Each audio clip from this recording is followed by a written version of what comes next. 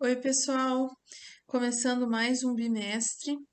Nessa semana, a gente vai estudar círculo, circunferência e posições relativas.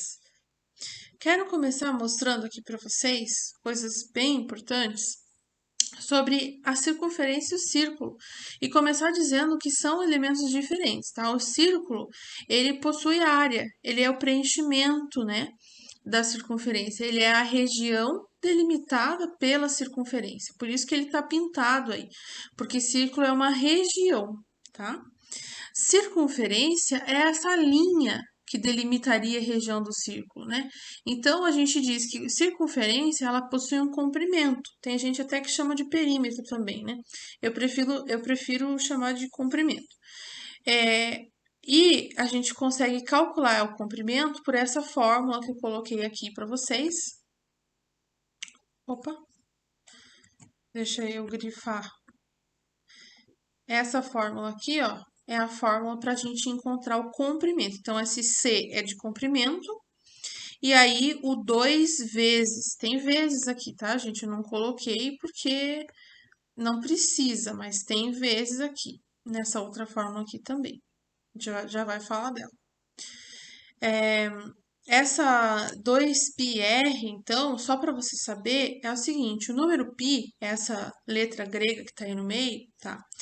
Ela. Deixa eu escrever aqui para vocês. Não quer trocar a caneta.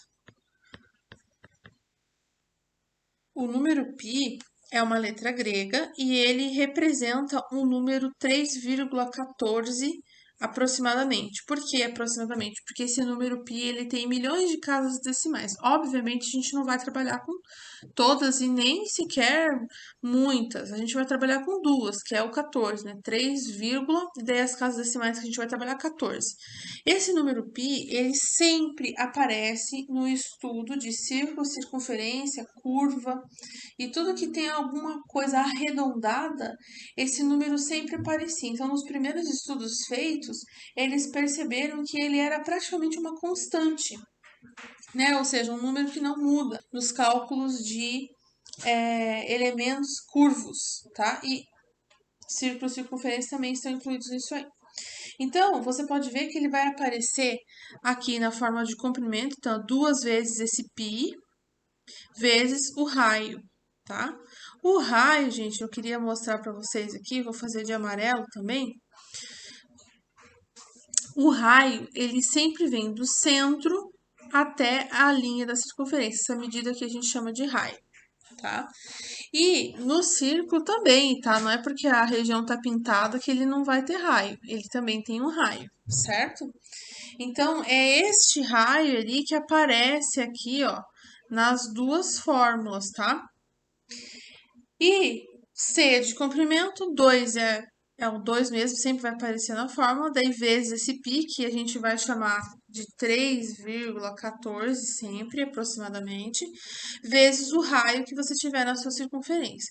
Já para calcular a área do círculo, a gente não vai ter a mesma forma. A gente vai ter π vezes r ao quadrado. Então, eleva o raio ao quadrado primeiro e depois multiplica por π e você vai ter a área, tá? Lembrando que a área é dado em metros quadrados, centímetros quadrados, milímetros quadrados. Qualquer que seja a sua unidade do raio, você vai colocar ao quadrado, né, para dar a resposta da área do círculo, certo? Aí, queria falar para vocês também que o círculo, gente, ele pode ter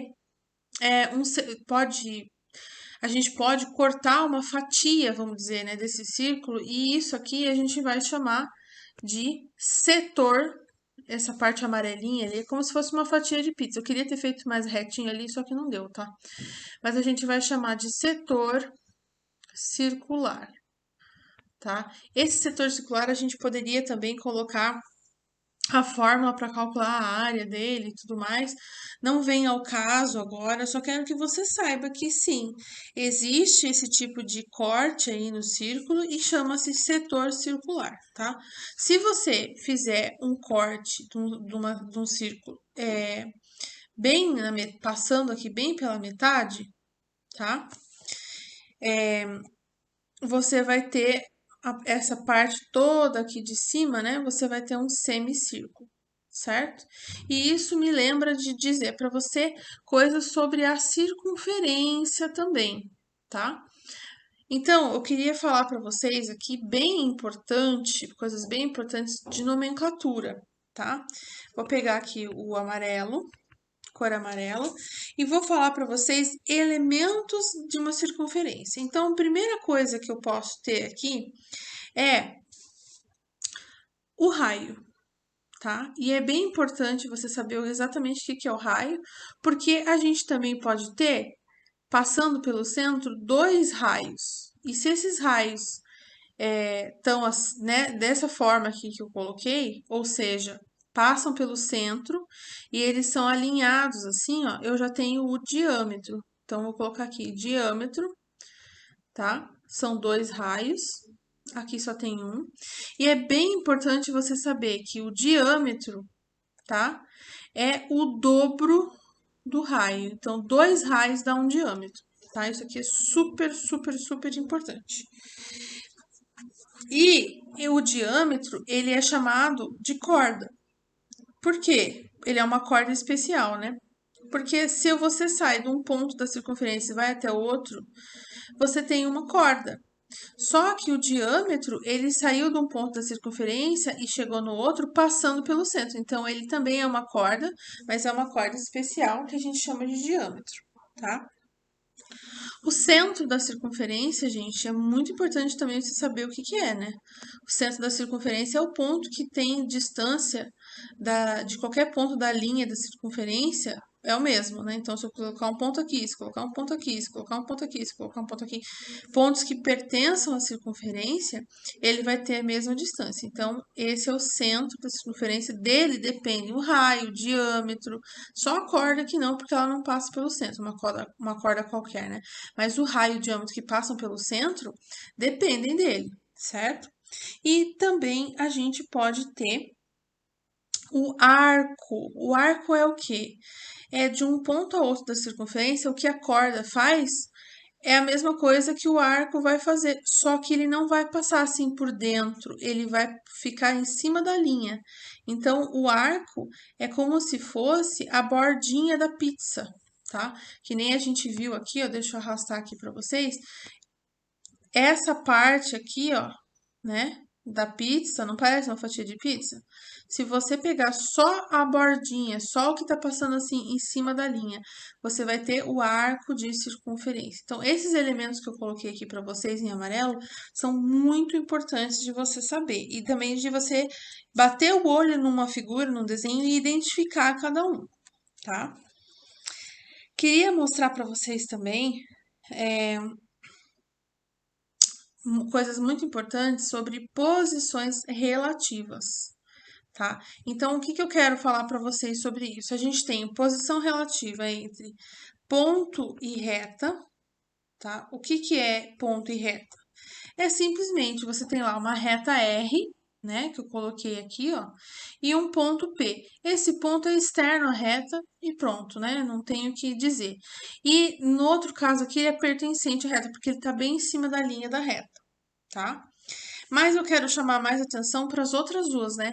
Que é a posição relativa entre ponto e circunferência. Então, veja, esse ponto P que eu coloquei de laranja aqui, ele tá na parte interna da circunferência, ou seja, ele tá na região que já seria do círculo, né? E eu quero que você perceba que a distância entre o centro e esse ponto eu vou colocar como D, tá? É menor que o raio. Você concorda com isso? Né? Você vai perceber que essa distância entre o centro e o ponto P aqui é exatamente igual ao raio. Eu tracei um raio de amarelo ali, né? Então, quando o ponto pertence, é porque ele está em cima da linha da circunferência, eu tenho a distância igualzinha ao raio. Certo? Porque é justamente o raio é a distância entre o centro e qualquer ponto da linha da circunferência. Então, se um ponto pertence, ele tem a distância do centro igual ao raio. E se ele for externo, a distância é maior que o raio, né? Então, esse tipo de raciocínio é muito importante você ter também, tá? E por último, queria mostrar para você que a reta e circunferência também podem ter as suas posições relativas. Então, se eu tenho aqui, ó, uma reta, vou até colocar o nome dela que eu esqueci, né? Uma reta R aqui. E ela não encosta na circunferência, ela tá lá fora, ela chama reta externa à circunferência, tá? Se ela passa por dentro da circunferência, ela tem dois pontos em comuns, ó. Isso é bem importante, tá? Ela é uma reta secante. A reta secante tem dois pontos em comum com a circunferência. E se ela só dá uma encostadinha ali, ela dá aquela reladinha na circunferência, ela é chamada de tangente. Ela tem um ponto em comum com a circunferência. Isso é muito importante você saber também, tá? Queria falar para vocês rapidamente sobre alguns exercícios, tá? Que vocês podem ter alguma dificuldade para fazer. Essa tela que tá aqui é o resumo de tudo. Eu sei que tá pequenininho, mas eu mostrei para vocês, né? Cada coisa, uma coisa de cada vez. Só esqueci de falar que isso aqui é o semicírculo, tá? Agora escreve assim, tá, gente? Não tem mais separação com a nova regra ortográfica. Então, eu queria falar para vocês aqui da questão 6 da página 138, que a gente tem ali, né, no livro uma reta tangente, que tangencia bem no ponto P.